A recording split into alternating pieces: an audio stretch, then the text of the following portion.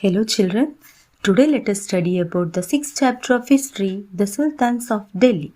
In this lesson, we will discuss about the policies of sultans, their administration, social economic conditions of the period and the contributions made by them to architecture and literature.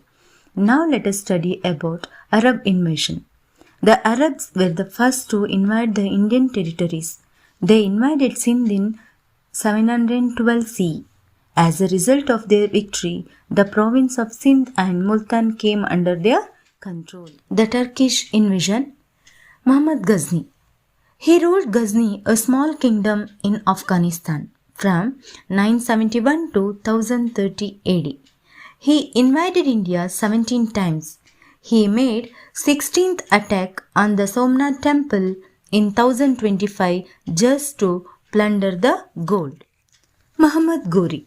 He invaded India in 1175 AD.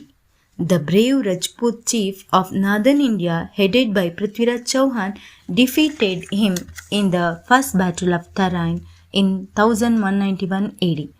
The very next year, Muhammad came to India and fought with Prithviraj and defeated him. Muhammad ordered him to be killed.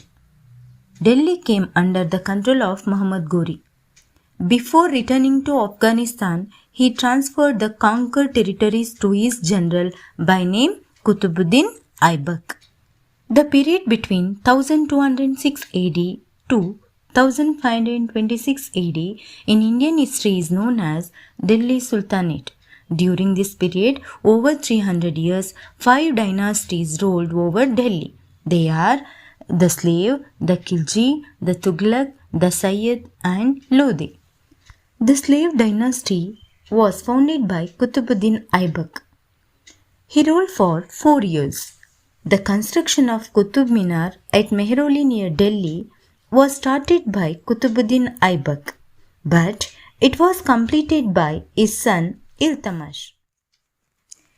Iltutmish was an able and powerful administrator. He established a vast kingdom by 1220 AD. Iltutmish's sons were not capable of handling the kingdom, so he had announced that after his death, his daughter Raziva Sultana would be the ruler. She brought many reforms in the state. Being a woman, she had to face many difficulties. She dressed herself as a man. She led her army in the battlefields. Some of her nobles plotted against her and she was killed in 1240 AD. Now let us study about the Khilji dynasty. After the slave dynasty, the Khilji dynasty came to power. Allauddin Khilji was the strongest of all the sultans of Delhi. He wanted to conquer entire India. So, he sent a large army to the south under the command of Malik Kafur. Malik Kafur looted and collected lots of gold from different kingdoms. The kingdoms conquered by Malik Kafur were the Yadavas of Maharashtra, the Kakatiyas of Andhra Pradesh, the Vaisalas of Karnataka and Pandyas of Tamil Nadu. Allauddin built new fort in Delhi known as Siri. Alai Darwaza in Delhi was his contribution to architecture. Being an able administrator, Allauddin brought about many reforms.